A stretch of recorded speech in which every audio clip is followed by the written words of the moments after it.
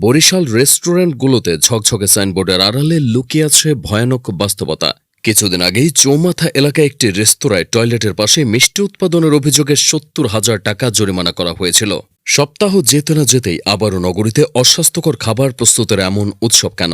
নগরীর বড় বড় ঝকঝকে সাইনবোর্ড, দৃষ্টিনন্দন সাজসজ্জা আর বাহারি আলোকসজ্জা দেখে যে কেউ সহজেই মুগ্ধ হয়ে পড়ে। কিন্তু সেই রেস্তোরাঁর রান্নাঘরে পা রাখলেই বেরিয়ে আসে ভিন্ন এক ভয়ঙ্কর বাস্তবতা। দুর্গন্ধযুক্ত পরিবেশ, মানহীন কাঁচামাল আর জনস্বাস্থ্যের জন্য মারাত্মক ঝুঁকিপূর্ণ খাবার প্রস্তুত।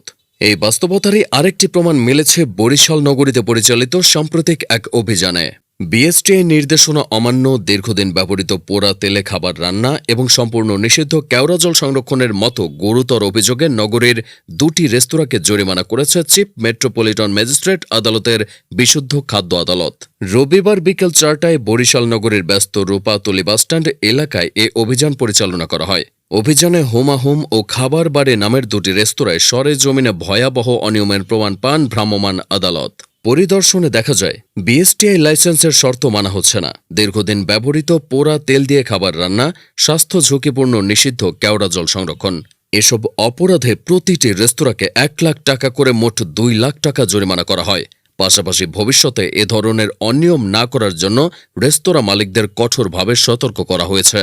এ অভিযান পরিচালনা করেন অতিরিক্ত chief metropolitan magistrate SM. Shariatullah এবং মেট্রোপলিটন ম্যাজিস্ট্রেট মিরাজুল ইসলাম রাসেল। তবে সচেতন মহলের প্রশ্ন, জরিমানা হচ্ছে, অভিযান হচ্ছে, তবুও কেন থামছে না অস্বাস্থ্যকর খাবার তৈরির এই ভয়ঙ্কর প্রবণতা?